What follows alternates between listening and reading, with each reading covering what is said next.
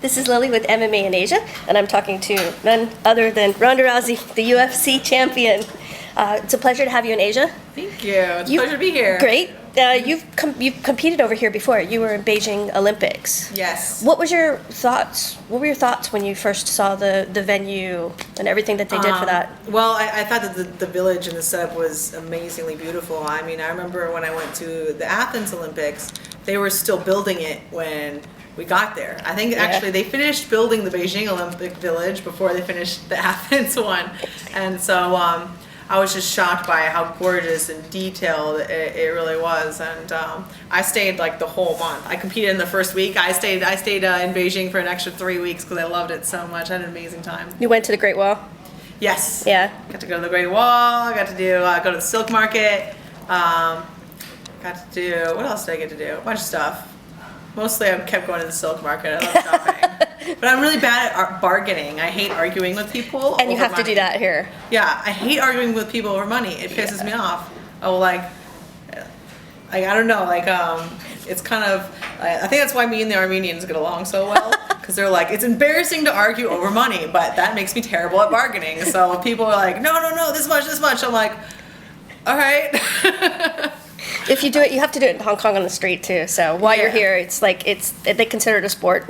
I need to bring someone with me. I'll be happy to go with you. Okay, I can speak some Cantonese and I know how to yell at them. So. Oh, the night market. I went to that too. Okay. I ate some bugs. You don't have to do that in Hong Kong. I want to talk briefly about your judo career. When you started, you speak very highly of your mother, and she was a judoka, and she got you into it. Was it just something that you grew into? Was it something that was around you because of your mom, or did you just take to it naturally? Well, when I was much younger, we were in North Dakota, so just doing judo in North Dakota. I was a swimmer back then, and it was only after we moved back to Los Angeles that my mom went to go visit her old teammates and brought me along, and I tried it out. And I took to it right away, immediately. I had the time of my life, my first practice. And I remember I didn't even have a hair tie. My hair was crazy all over the place, and I was trying so hard. And 6 years later, I was on my first Olympic team. It really was something that, it was a skill that I never knew that I had, and a passion that I never knew that I had. And one of the reasons why I loved it so much over swimming is in swimming, there's one way to do the breaststroke, one way to do the freestyle, one way to do the butterfly, and if you don't do it like that, you're disqualified. Whereas in judo, it's like, here are all these throws, you do it in whatever way that works for you, and you put it together in whatever way that works for you. You have your own style, your own skill set, and everything is customizable, and it's more about problem solving instead of just going as fast as you can. And I think that's why I loved it so much. You pretty much pioneered women's judo to start with, because you hit some high levels in your career that nobody in the U.S. had hit before you, with your championships and then getting the bronze in the Olympics. So when you were going through this, what kept you motivated? What kept you inspired, or are you naturally driven to do this? I think what motivated me the most was my dad always put it in my brain that I could do anything that I wanted in the world. And when I started swimming, he was like, okay, you're going to be an Olympic champion in swimming. And so when I switched to judo, I was like, okay, I'm going to be an Olympic champion in this now. And that's what really kept me motivated, was to always reach that goal that he put in my head. And when I fell short and I didn't win the Olympics. And I placed in the World's Olympics. I was a medalist, and very respectable, but still wasn't quite what I set out to do. And I think I'm very grateful for that now, and that kept that drive inside of me, that kept me feeling like I had something unfinished that I didn't do and didn't accomplish, and why I was so motivated in MMA. I think that all the worst things in my life have resulted in the best things in my life, and I'm so grateful that I didn't win the Olympics now, because every success that I've had since then is thanks to that.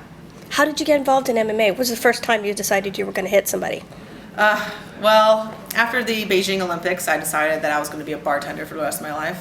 And I was trying to force myself to be content with that. And I'd seen Gina Carano fight Julie Kedzie when I was still training for the Beijing Olympics. And I remember watching it and seeing how the guys that I was watching with responded to it, and how much they were so in awe of Gina. And they're like, oh my God, she's really throwing down. Oh my gosh, she's so pretty. And these guys never said things like that about me, you know? So I was like, what? I could do that? I could beat those chicks. I remember watching it, I'm like, I could do that? I could pretty up if I wanted to. Because I never wore makeup or anything until after I was 21 and was bartending. So that kind of planted the thought in my brain. And then while I was bartending and I knew I was doing judo, I would sit there in the bar and just watch MMA on TV, and people, you know, some of my regulars would be like, oh, I bet you do really good at that. I remember my boss at one of my jobs was like, you would be so great at that. And once the thought was in my head, I couldn't take it out. And my mom says all the time, you can't unhave a thought. And so I tried to force it out of my brain, and I was still grappling to stay in shape. But after a while, I was like, you know what? Bartending for the rest of my life isn't good enough. And I really wanted to try the MMA thing. And at first I kept it like a secret because I was like embarrassed to tell people that this was the decision that I made and this is what I wanted to do. And only when I was preparing for my first amateur fight, then I had to try and convince my mother. And she said it was the stupidest idea she ever heard in her entire life. And I've had some pretty stupid ideas that's saying something. And yeah, then the mission to prove my mother wrong became my new motivation. And she since has said that she was wrong. And I've never heard her say that about anything else in her life. So life made, that's it. I only needed her to say it once. Do you still follow judo? You know what? Ever since they made the rule changes after the Beijing Olympics, I don't follow it at all. Okay. I remember I tried watching one match in the London Games, and it was like two countries that, you know, I had nothing to do with. But I was so frustrated by the officiating and the new rules that I didn't even finish watching the whole fight. Like, I was just like infuriated by it, and I really wish that they would go back to the old rules. But you know, there's a lot of politics involved. But I still enjoy the martial art, but I have my frustrations with the sport. And being dominant in MMA so far, like superior, far dominant than any other opponent that you've met so far. Do you see anybody on the horizon who's going to approach you? Even like some new girls that you see coming up in the gyms that maybe aren't even pro yet. Yeah, I mean, now I think that the new girls coming up now, like the new wave of female athletes, are going to come after I'm done. So thank God, because I think the level of competition is going to jump like drastically in the next 5 years. But you know, 5 years from now, hopefully I'll be doing something else. They have a short shelf life in this sport, but I'm really excited about the possibility of fighting Gina. I always thought that her style of fighting is the most dangerous for me. The worst matchup for me is Gina. And I was also really happy to see that Holly Holm got signed. And I think that she would be a great fight, as would Kat Zingano when she finally comes back from her injury. She's still undefeated and the #1 contender, and I'm still waiting for her. How about Cyborg?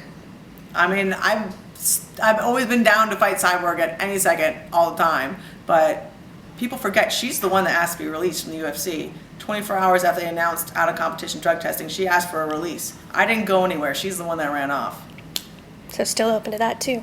Of course. Anybody, come on. Anybody. That's what being the best in the world is. You have to be willing to fight everyone. And your judo background, you think that gives you an edge because you've been into competition where you don't know who you're going to face?